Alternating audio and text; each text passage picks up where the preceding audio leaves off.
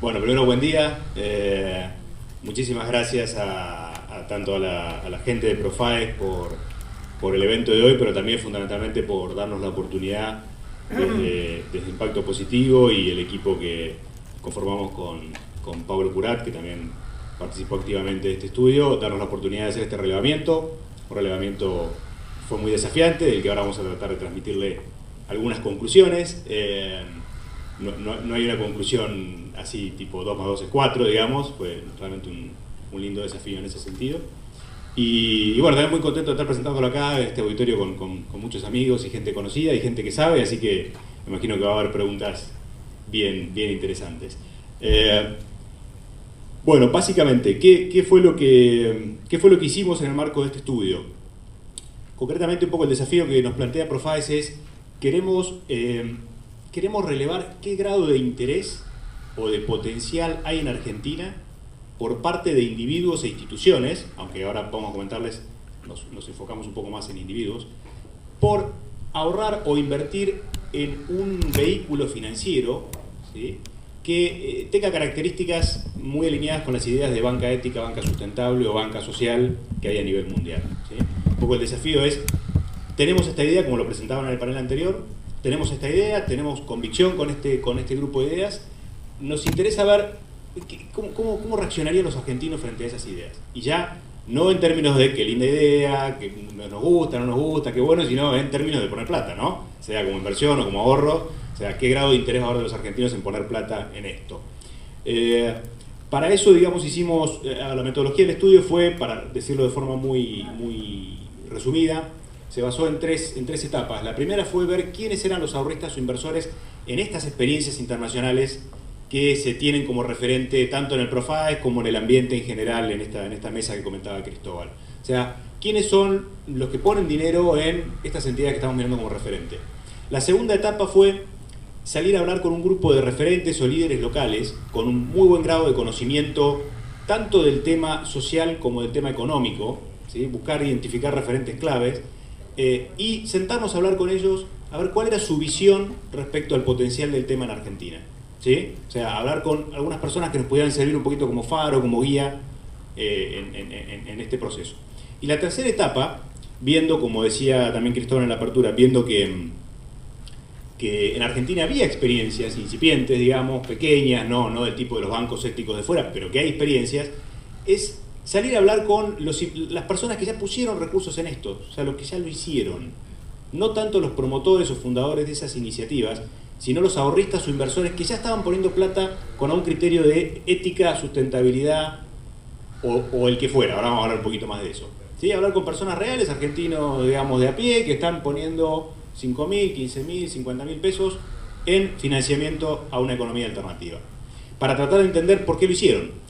A partir de estos tres elementos intentamos, me parece importante aclararlo, no es que se intentó a partir de acá, no fue un estudio de mercado que permite cuantificar, o sea, determinar exactamente la demanda potencial por este producto en Argentina. Eso nos parecía directamente imposible porque es una temática nueva, que aún no es conocida.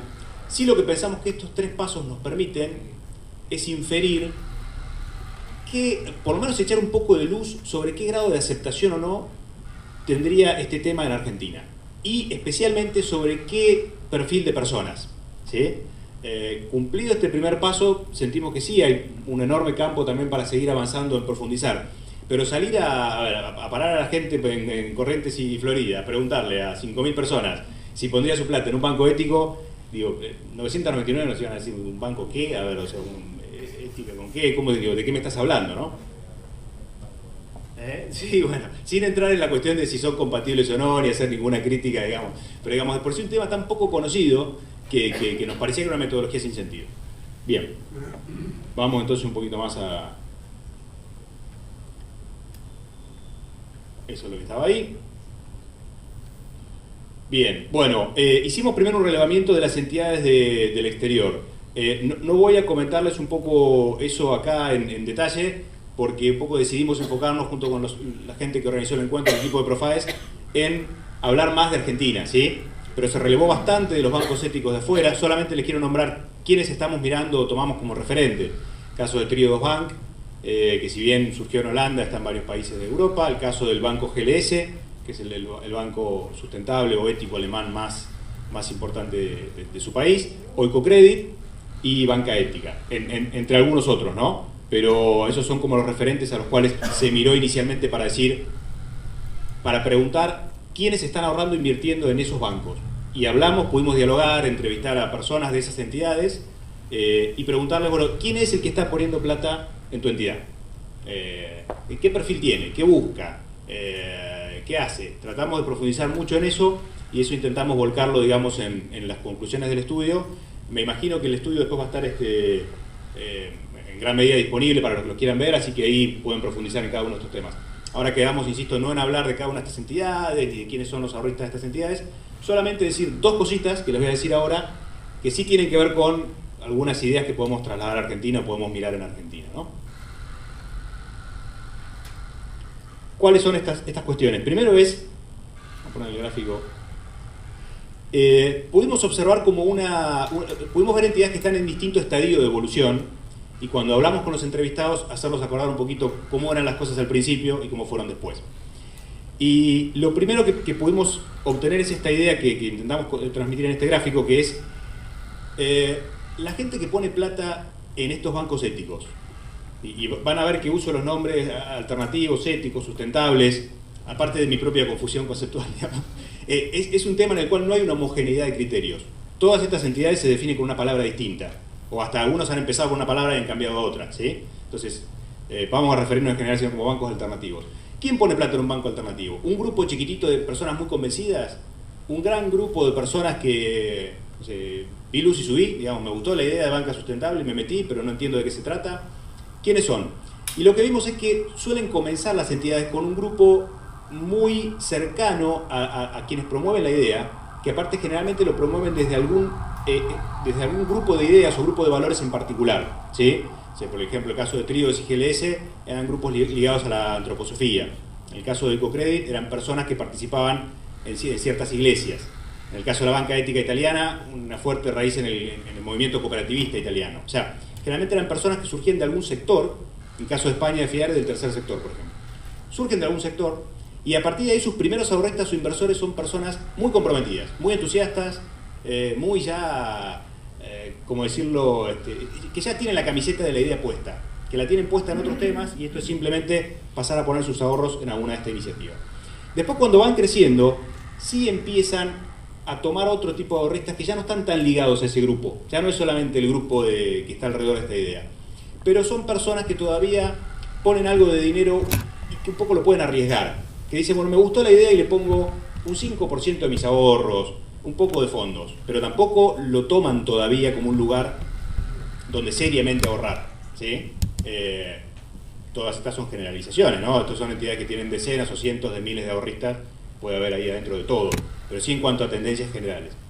Y en la madurez, que es lo que están llegando las entidades más grandes, sí aparece ya al poder plantarse como banco, sí pueden transmitir una seguridad al ahorrista distinta. Ya no es un proyecto lindo de un grupo de personas con mucha ilusión y muy idealistas, sino es un banco. Entonces el banco se posiciona como tal ante su mercado, ¿sí? Mayormente, claro, estamos hablando de países europeos y mayormente del norte de Europa, salvo el caso de España e Italia, ¿no? Y ahí sí ya empieza a aparecer un cliente que estaba buscando hacer un mundo mejor, que no necesariamente le ha puesto el cuerpo a ese mundo mejor, pero por ahí compra productos más sustentables, tiene alguna sensación amigable con estas ideas de un mundo mejor, más inclusivo, y entonces a partir de ahí lo elige como banco y le pone la mitad de sus ahorros o algo así. O sea, se maneja con dos bancos, el banco X y este banco ético sustentable, ¿sí? Entonces ahí ya la entidad está jugando un juego diferente. Bien. Bueno, en Argentina, estos son solamente algunos números, les voy a dar solamente un dato que trajimos más allá de toda la prevención sobre que estas cosas no son extrapolables, porque no es lo mismo hablar de Dinamarca o de Alemania que hablar de Argentina o Brasil, digamos, lógicamente, o sea, extraer estas experiencias y copiar números acá no sería adecuado. Bueno, algún numerito hicimos también, digamos, había que hacer algún ejercicio por lo menos para ver qué pasa. En los principales países donde este tema está más desarrollado, pudimos calcular que estos bancos o estas entidades llegan a un número de más o menos 2,15 por 1000 de la población, ¿sí? Y tomamos población y no ahorristas por una serie de cuestiones técnicas que no va a ser para explicar ahora, pero es decir, si tomamos Alemania, Holanda, España, estos países que están listados ahí, decimos cuántos clientes tienen estos bancos sustentables o alternativos y cuánta gente hay, nos da que 2,15 personas cada 1000 están teniendo una cuenta de ahorros ahí. ¿Qué pasa si extrapolamos eso a Argentina? Si extrapolamos eso a Argentina nos da un determinado número de población. Hay que ajustar eso por el PBI, porque no es lo mismo la capacidad de ahorro de un argentino medio que de un europeo medio.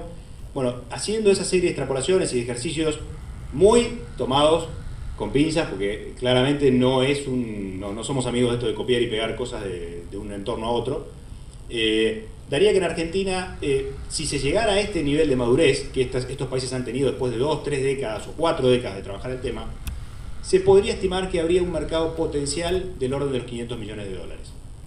¿Sí? Esto es lo que nos dan los datos duros de población, PBI.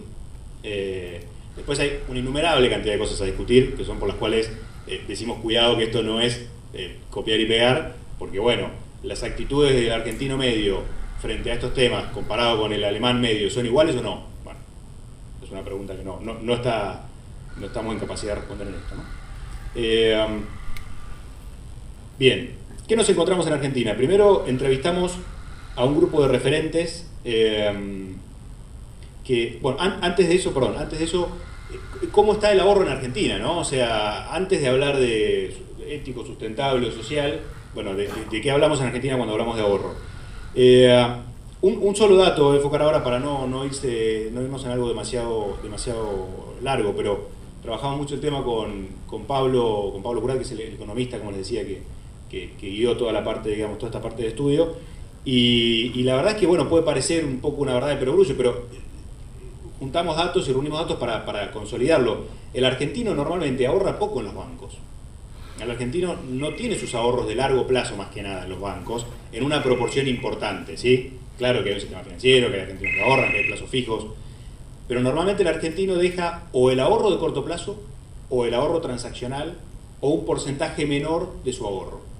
El ahorro de largo plazo está más bien fuera del sistema financiero, en inversiones, o bueno, fuera del país, hay estadísticas sobre eso y demás, o en algún tipo de inversión real, inmobiliaria, del tipo que fuera, ¿sí? Pero no es pensar un proceso de banca alternativa en Argentina, no es solamente decirle al argentino, sacá tu plata del banco y ponela en este banco que es mejor, sino que hay que empezar por entender que el argentino en general no tiene la plata en el banco, ¿no? Entonces eso es una complejidad que no nos queríamos saltear. Y consideramos, digamos, y conversamos esto que no se trata de una cuestión coyuntural, es decir, esto es un tema que viene de hace varias décadas, ¿sí? O sea, no es algo para linkearlo a una determinada medida económica de un ministro de Economía del momento. Esto es un tema que en Argentina viene hace muchos años y puede que cambie, pero puede que no cambie. Es un proceso bastante cultural incluso, ¿no? O sea, no es un tema menor. Bueno, luego entrevistamos a los 6 referentes, entre los cuales, bueno, les agradezco a todos los que participaron y accedieron a esta entrevista, entre ellos Gabriel, por supuesto, que fue uno de los que también participó en ese proceso y nos dio muchas y muy buenas ideas. Y encontramos algunas ideas en común entre estos 6 referentes, que nos parecen bien importantes porque son todas personas con un grado, al final fueron 7 grupos que entrevistamos y en un caso fueron 2 personas, así que en total fueron 8 personas. Lo primero es, en general estas personas piensan que, bueno, son bastante cautos respecto al entusiasmo con la idea. Lo que nos dicen en general es, puede haber un campo interesante, pero tengamos en cuenta 2 o 3 temas que en Argentina no son menores. Uno es este que les mencionaba, un tema, si se quiere, más financiero, ¿no? Yendo a un tema más sociocultural, el tema de la confianza. Un proyecto de este tipo va a tener que desarrollarse en un contexto como el argentino, donde los niveles de confianza son bajos. Una persona, antes de poner una inversión, un ahorro, porque de eso hablamos, ¿no? Vuelvo, este estudio se enfoca en cómo hacemos o qué nivel de interés hay en que las personas inviertan su dinero en esto. Una persona antes de poner plata va a mirar mucho quién está atrás, quiénes respaldan esto, y casi hasta un nivel más personal que institucional, ¿sí? El argentino necesita saber, bueno, quién está atrás de esto, ¿sí? Otro tema, bueno, surgieron temas interesantes desde el punto de vista generacional. Si nos animamos a pensar más en largo plazo, varios de los entrevistados coinciden en que posiblemente hoy haya un determinado interés, pero ven a los jóvenes, digamos, con un interés mucho más marcado hacia este tema, y posiblemente las próximas generaciones ya demanden este tipo de herramientas, ¿no? Entonces es un tema que también surgió. Otro tema que surgió es que quizás, y ahora lo vamos a ver en las entrevistas a inversores sociales, quizás más que explicarle o convencer a las personas acerca de una idea del uso del dinero, o sea, algo conceptual, se van a movilizar con un proyecto.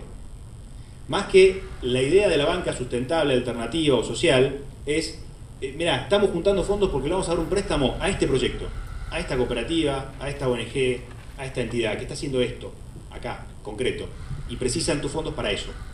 Te lo van a devolver, no es una donación. O sea, hablarles en concreto.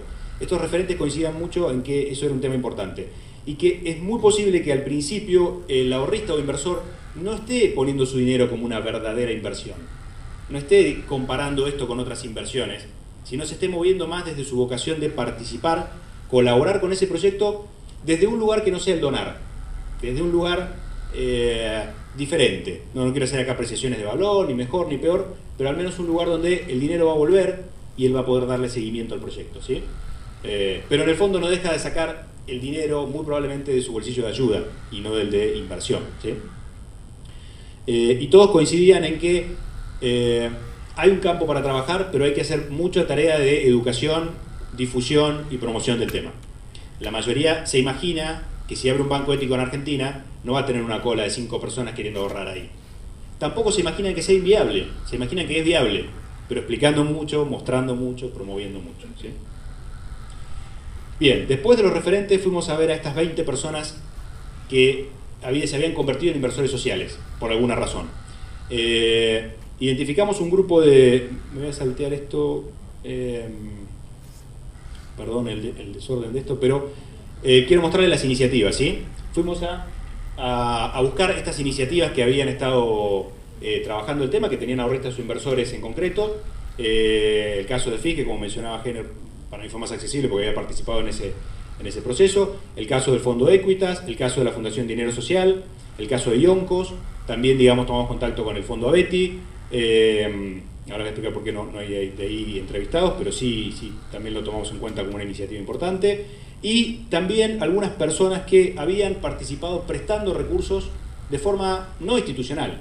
O sea, escuchamos de varios casos de personas que si yo le presté 10.000 pesos a tal cooperativa o a tal ONG de forma decisión personal. También los incluimos en este grupo. Identificamos en total un grupo aproximado, porque no hay una estadística exacta, esto no hay una base, digamos, auditable de esto, pero sí alrededor de unas 150 personas. Y de estas 150 entrevistamos 20. Entonces nos sentimos bastante conformes de que es un número importante dentro de una... Si bien es un universo muy, muy pequeño, 20 de 150 nos parece que nos da una buena indicación de lo que está pasando en ese pequeño grupo de personas. Bueno, ¿quiénes eran estas personas? Ahí hay algunas cuestiones descriptivas, pero realmente no hace nada. No apareció en las características, sea de género, de edad o de... No apareció nada, digamos, un indicativo tan claro, ¿sí? No, por eso, digamos, simplemente tienen distinta actividad profesional. Sí, quizás el único dato importante acá es, entre estos cuadros es el cuarto, el que dice ahorro o inversión. Bueno, tratamos de analizar mucho en estas entrevistas la relación de la persona con sus ahorros y cuánto ahorraba en este esquema de finanzas alternativas y cuánto ahorraba en cuestiones tradicionales, ¿no? Y si lo estaba usando como un instrumento fundamental de inversión o un instrumento muy minoritario o casi irrelevante de inversión. Bueno, uno de los primeros puntos que tratamos de identificar es si las personas pertenecían a esto que denominamos a un grupo de valores, ¿sí? A ver si habían entrado a participar en este esquema porque, bueno, yo era parte de tal movimiento, de tal grupo, y todos participaban, entonces me sumé. Acá por ahí empezamos a tomarnos una primera sorpresa de que realmente esperábamos que eso fuera mayormente así, que el 90% vinieran por eso. Yo estaba en un grupo de una parroquia, o en un grupo ideológico, o en un grupo determinado de tal o cual cooperativa, o grupo de productores, o red, y participamos todos. Y la verdad es que no nos encontramos tanto eso. Sí, eso pasa más en los grupos que promueven las iniciativas. Pero las personas que han invitado a sumarse y han puesto dinero, no necesariamente participan de ese mismo grupo de ideas o de afinidad de valores o de ideología. Por ahí tienen otra, o la suya, o la comparten, pero hasta ahí. Pero les ha gustado y han decidido invertir. Relevamos si han tenido participación previa en iniciativas comunitarias, ¿sí? Acá, bueno, lógicamente el estudio cuantifica algunas cosas, pero hay aspectos que son subjetivos, no hay un promedio de participación o de compromiso. Entonces, sí tratamos, los que participamos del equipo, de imaginarnos si estaban arriba de la media o debajo de la media de compromiso con temas sociales o ambientales. Igualmente se ve con bastante claridad cuando uno ve las respuestas, ¿no? Procesamos todas las respuestas, están en el estudio y se ve con claridad que efectivamente sí, el 65% tenía al momento de la inversión, o tuvo después, pero tiene a lo largo de su vida una participación activa importante. En 2/3, 2 de cada 3, tiene una participación más importante que el promedio en cuestiones en temáticas sociales o ambientales. Eso es un indicador, una primera conclusión, digamos, ¿no? Temas de preferencias, si sociales, ambientales o ambos. Marcamos estos porque veíamos esto también en las experiencias internacionales, ¿no? O sea, y en general, digamos, hubo una fuerte preferencia por la opción de ambos, de todo nos interesa, que refuerza lo anterior, de un compromiso, ¿no? O sea, sí, nos interesa, digamos, lo social y nos interesa el medio ambiente, no nos va a interesar una cosa sí y otra no. Pero dentro de los que sí eligieron, más marcaron temáticas sociales, y todos en general en la entrevista daban a entender que, sin duda, entienden que los bancos alternativos a nivel internacional se enfoquen mucho en el medio ambiente, pero que en nuestros países las temáticas sociales, ellos estiman que van a ser un motor mucho más fuerte, digamos, ¿no? Como que una prioridad más importante. Bueno, esto es cómo se enteraron, si se enteraron a través de los propios impulsores o fundadores del proyecto, si se enteraron a través de una charla, de un seminario, o a través del proyecto financiado, si el proyecto que buscaba fondos es el que los invitó a participar. En general, la mayoría es por difusión directa digamos, de los fundadores o impulsores del proyecto, ¿sí? Bueno, esto les comenté antes de qué iniciativas participaron. Acá empieza un dato que nos parece clave, que es ¿cuál fue la motivación principal para invertir? ¿El concepto, el proyecto o la confianza? Esto es, dicho en criollo, puse plata porque me gustaba el proyecto, puse plata porque estoy con esta idea de que el dinero tiene que tener otro tipo de uso, o puse plata porque me tocó timbre una amiga mía muy comprometida que se llama Clara, y la verdad que le di una mano a Clara. Pero la verdad que, y entendí más o menos lo que hace, pero me moví por la persona, ¿sí? Lo quisimos poner porque no es un motivador menor en muchos casos, ¿no? En este tipo de iniciativas. Se da un porcentaje muy importante en el proyecto y un porcentaje muy importante en el concepto. Acá nos sorprendió un poquitito que mucha gente entró con esta idea del uso mejor del dinero. Y lo tendemos a relacionar con que estos círculos de personas surgieron alrededor de ideas sobre el uso del dinero, de distinto lugar, pero vinieron con el uso del dinero, y que las personas que se acercaron en gran medida están relacionadas a esas ideas. Se hicieron una encuesta acá sobre el interés del uso de la sociedad, el uso, digamos, del dinero en la sociedad, me va a dar un número muy alto, ¿no? Entonces repreguntamos un poquito si piensan que, si bien ellos vinieron con una idea del uso del dinero en la sociedad, si piensan que sus amigos, conocidos, van a tener esta idea. Y la mayoría, casi unánimemente, nos dijo no. Si mis amigos se suman a esto, se van a sumar porque les gusta el proyecto, ¿sí? O sea que aún los que entraron por el concepto se imaginan que su situación no es la más común, ¿sí? Y que lo más común va a ser de personas que entren entusiasmadas por el proyecto donde vale la plata. Porcentaje de ahorro destinado a la iniciativa. Este fue otro dato bien interesante. Tratamos de entender si estaban estas personas invirtiendo y esto competía con un producto de inversión, o si estaban haciendo una apuesta de fe y poniendo algo de dinero, o si estaban donando, digamos, de una forma diferente, ¿sí? El porcentaje, digamos, de ahorros que la mayoría de las personas, digamos, declaran, o no es que les pedimos una declaración jurada, claro, ¿no? Pues si no, la entrevista iba a durar poco. Pero digamos, cuando iba conversando y viendo el nivel de ahorros que tiene la persona y cuánto puso, es entre mínimo, ¿sí? Prácticamente irrelevante, que es el 35% que está ahí en ese violeta celeste. Que es decir, puse algo de plata, pero casi como donar, ¿no? O sea, puse algo de plata y ni me acuerdo cuánto. Hay gente que dice, la verdad que no sé cuánto tenía ahí, pero sí sé cuál es el proyecto y me gustó, ¿no? O sea, más una lógica de donación. Y un 40% está poniendo un monto bajo, pero guarda que ya no es irrelevante. Ya no es que no me acuerdo cuánto puse. Puse 10.000 pesos, me gustó el proyecto.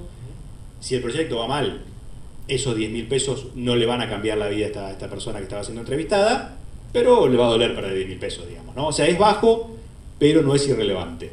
Y después tenemos números muy chiquititos de la mayor parte, perdón que ahí está un error de tipeo, o de personas que ponen todos sus ahorros. En un número de entrevistados de este orden, de 20 personas, cuando decimos un 10%, hablamos de 2, ¿no? Entonces ya acá viene esta dificultad que decíamos, ¿no? No es algo extrapolable, por ahí tiene más que ver con el carácter de esas dos personas que algo que refleje lo que está pasando atrás. Sí, lo que vimos es que esas dos personas que ahorran la mayor parte no tienen detrás de sí grandes necesidades financieras. Típicamente los ahorros son para una emergencia, para una cuestión familiar, para una planificación a futuro. Personas, digamos, o ya muy cerca del retiro y con sus necesidades resueltas, que por lo tanto podían asumir, digamos, un riesgo mayor que el ahorrista promedio. Es decir, vimos algunas cuestiones interesantes, más allá de que sea un porcentaje muy chico, como digo, 2 personas no. Bien, foco del inversor. ¿Qué le interesó más? ¿Qué le gustó más a lo largo del proceso, más allá de por qué entró? ¿Le gustó participar en una experiencia de finanzas alternativas o le gustó y se entusiasma y se acuerda del proyecto financiado?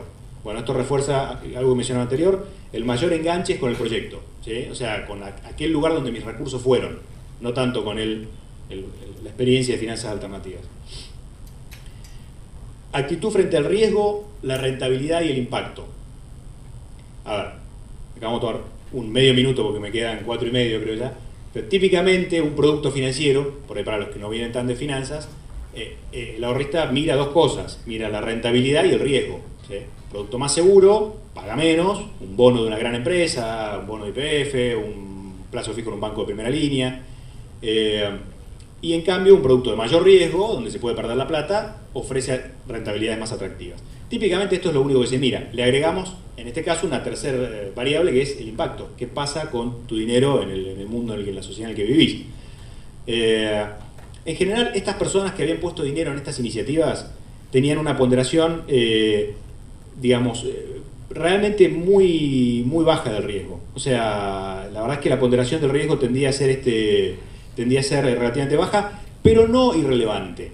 Es como decir, bueno, puse fondos y me interesan que vuelvan. Puedo asumir un riesgo, pero no es plata crítica, pero puedo asumir un cierto riesgo. No es la variable clave, aunque es importante. La que no les importaba casi para nada era el retorno. Al inversor que había puesto plata acá quería recuperar el capital y no necesariamente ganar plata.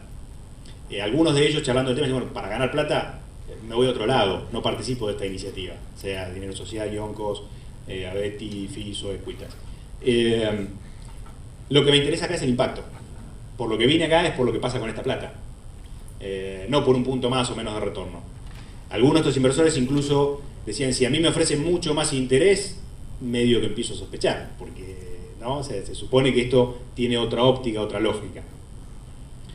Esto quiero decir, para llegar a una conclusión, una experiencia de finanzas alternativas tiene que trabajar el tema del riesgo, no puede perder la plata alegremente, tiene que tener alguna rentabilidad que mantenga el valor del capital, pero ahí no se juega el partido, no tiene que matarse por 2 puntos más, 2 puntos menos, y tiene que poder asegurar y comunicarle al inversor el impacto de esos fondos, porque para eso está ahí, ¿no? Al menos en este grupo.